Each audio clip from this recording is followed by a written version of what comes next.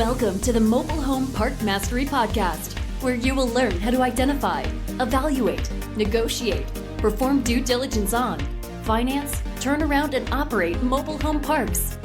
And now, here is your host, the fifth largest mobile home park owner in the United States, Frank Rolfe.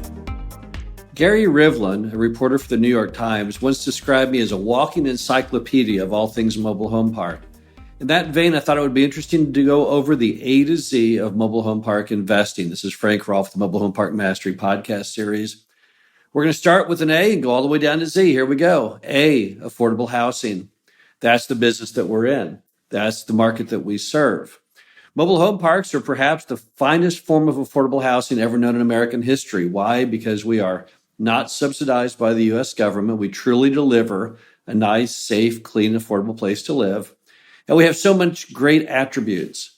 No neighbors knocking on walls and ceilings, parking by your front door, having your own yard. Being a homeowner, having neighbors who are not transient but are stakeholders in the community. So A is for affordable housing. B is for bestplaces.net. One of the greatest websites ever developed to help you analyze mobile home parks for sale. I can go on bestplaces.net, and in just a few moments, I can tell you the metro size of the population. I can tell you the median home price. I can tell you the 2 and 3 bedroom apartment rent. I can tell you the housing vacancy rate. I can tell you what everyone does in that whole market, how much they earn and what kind of jobs they're in. B is for best places. C is for cap rate. You can't talk about mobile home parks without discussing cap rate. What is cap rate? It's a fraction. Net income on the top, price you pay for the deal on the bottom. The higher the cap rate, the better if you're buying, and the lower the cap rate, the better if you're selling. Cap rate is one of the essential ways that most mobile home park people look at parks to buy. That's how they rank them. So C is for cap rate.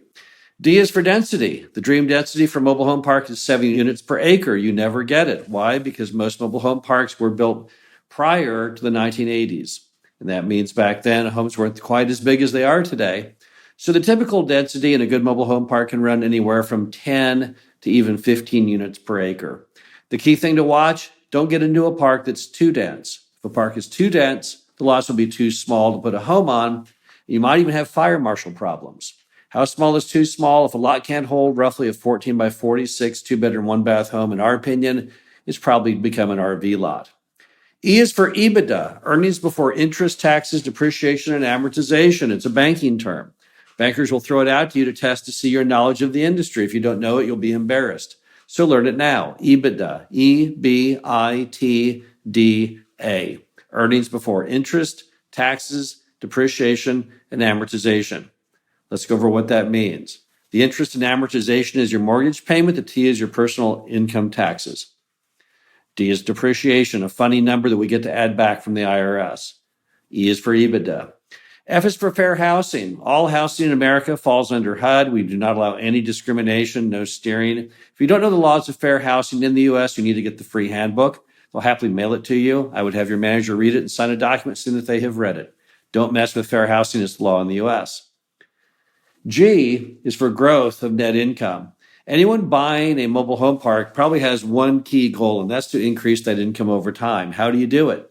Filling vacant lots, cutting costs, often submetering water, sewer back on your residence, and raising rents. We know of no one who really desires to buy a mobile home park that never goes up in value or up in income. So growth of net income is very important. H is for HUD. HUD covers many parts of the industry, but none more important than manufacturing. Every mobile home in the United States since 1976 has proudly worn a HUD seal saying it's safe to live in. So you can't buy a home and bring it into almost any park in the United States if it does not have the HUD seal. The old homes that didn't have them, well, they're grandfathered, but don't go trying to buy one and bring it in today because they typically will not give you a green tag for power hookup if you do. I is for interest rates because mobile home parks, like all real estate, they're all about leverage, sensible leverage, borrowing from the bank. Whether you want to be at 50% loan to value or 80% loan to value or even higher, we all utilize debt. Debt comes with a price. That price is the interest rate. Interest rates are important. Interest rates right now run from probably about 3.8% on the larger deals that are institutional quality, up to probably about 5.75 from traditional banks. J is for joint venture. Many people would buy in mobile home parks like to do it with others. JV is a fairly common thing in our industry. There's nothing wrong with it. It gives you diversity. It gives you a little additional safety and maybe someone to bounce things around with. So JV is for joint venture. K is for cash for keys. It's a popular evictions plan if you're evicting somebody and they don't have any money to pay you. Sometimes you're best off just to pay them to leave, and that process is known as cash for keys. You give them money to be gone by, let's say, Monday. It's a win-win for everyone. They get money to go down the road. You get the home back, typically with less damage to it. You don't have to go through the evictions court. It's embarrassing for the resident and costly for you. Cash for keys is a great system. That would be the K with cash for keys. L is for location. Mobile home parks, like all forms of real estate, of course, we're all about location, but I only use the L just that one time. The kinds of mobile home locations that work well: gritty urban ones right in the middle of town and upscale suburban ones out in the outskirts. What doesn't work? Any location that you would not live in yourself. M is for Metron meters. Metron meters are a special kind of water meter that hit the market a few years ago that are electronically read. They, in fact, read every 20 minutes. It saves you from having your manager try and climb under the mobile home and get the reading, which is very reassuring. There was a runner-up for M, and that was Metro. Metro population is defined as the population that surrounds the greater population over the small city that you may be buying in. Metro is critical. That is your employment driver. I don't really care what the population is of the city the park is located in. What I care is the metro population. Typically, we're all looking for about 100,000 and up metro population. N is for no pay, no stay. That's our standard collections mantra. It means if you don't pay the rent, you can't stay in the park. It doesn't mean you have to pay the rent, but it means if you don't pay it, you can't stay. The customer has to make a firm decision. They want to keep a roof over their heads, or do they not? And if they do, they have to pay the rent. We don't do payment plans. It doesn't work. It sets a bad precedent for the other residents. So no pay, no stay is the best way to do collections. O is for occupancy. Every mobile home park in America should have strong occupancy because the demand for affordable housing is so great. If the occupancy is not high, you need to watch out. It may be that no one wants to live in that mobile home park location any longer. But throughout America, you should run a test ad before you buy a mobile home park, and everything should point towards greater occupancy and demand for affordable housing. P is for phase one. Phase one environmental is a key part. Whenever you're buying a mobile home park, you want to make sure that everything is in good working order as far as environmental pollution. The cost to clean up environmental pollution is significant. If you do a phase one and they're wrong and they miss it, you're covered under their insurance and you're free from personally being liable to do the cleanup. You've got to do a phase one. We never buy a park without a phase one. Runner-up for a P was, in fact, park, mobile home park. But I think we say mobile home park enough that we all know what that is. So I went with phase one instead. Q is for quantitative easing. We see quantitative easing as having an impact on mobile home parks in two directions. Number one, it keeps our American interest rates low, and that keeps the cost of the interest on that loan for your mobile home park low, and that's fantastic. Also, we find that most mom and pops have quantitatively eased the rent to the customers. Not really a good idea for mom and pop, but great for you as a buyer because you can then raise the rents up a lot and still be an incredibly affordable bargain. R is for rules. Every park must have rules. In fact, mobile home park rules are stricter than in the community at large. We typically do not allow dangerous breeds of dogs, trampolines, swimming pools, all kinds of odd items. Where do these things come from? They come from typically the insurance industry, who tells us what we can and cannot do in order to be insured. So R is for rules. S is for spread. This is the spread between the interest rate and the cap rate on your deal. Here's a simple formula. A 3-point spread between interest and cap rate typically gives you a 20% cash-on-cash return. Buying a mobile home park with a 5% loan, they get an 8% cap rate, and you should be able to hit 20% cash-on-cash return. That's the easiest way to target the kind of return levels that everybody wants.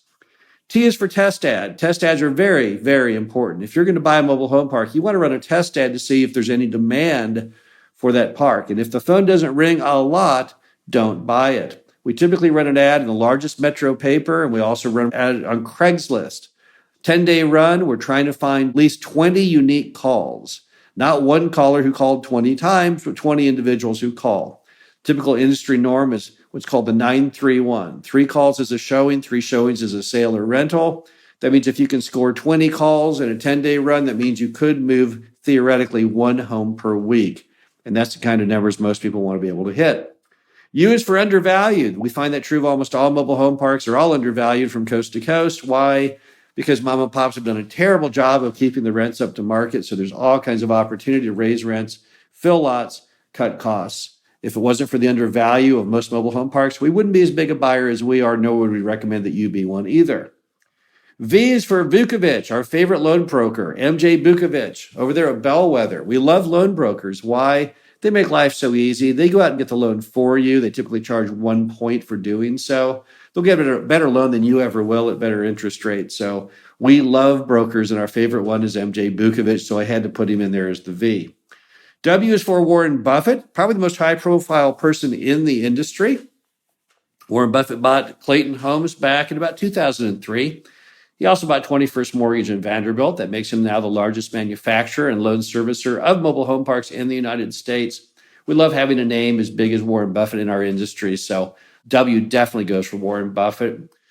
X is tough, but I'm going to go with Xeriscaping because in parts of America, the mobile home parks don't look like what I'm used to. When I go out west, I don't see green, luscious yards. I often see more of a primitive kind of desert look done with stones. It's still just as good. There's nothing wrong with it. It's just an entirely different look. Probably the best way to tell where you are with a mobile home park, if you were blindfolded and dropped in by a helicopter, is looking at the yards and the terrain. And in a lot of the Western terrain, xeriscoping is the way to go. Next is yield for Y. What is yield? Yield means basically lots of many things. It can be your cash-on-cash return, your cash flow return. It can be all kinds of stuff. It can be a ROI. It can be many things. But yield is basically like the report card. That tells you how well your mobile home park is performing. And just like any other form of measure, it's very important that you watch that. You need to have a target of a yield, and you want to make sure you're hitting it. Finally, Z is for Zell. Sam Zell, the largest owner of mobile home parks in the U.S. through his REIT called ELS. He's brought infinite credibility to the industry. He got in the industry about the same time that Dave and I did, but obviously in a much, much larger way. He was, in fact, the largest owner of apartments and office buildings in the U.S. prior to starting to buy mobile home parks. He sold out about half of his office and about half of his apartments, but he has never sold a single mobile home park. He's now up to about 160,000 lots. So we're certainly glad he's in our industry, and he gives it lots and lots of credibility. All right, well, that's the A to Z of mobile home park investing. Hope you'd enjoyed this. We'll be back again next week. Thank you for listening to the Mobile Home Park Mastery Podcast. Be sure to visit us at mhpmastery.com to subscribe to the show, read our show transcriptions, and access all of our great information on mobile home park investing.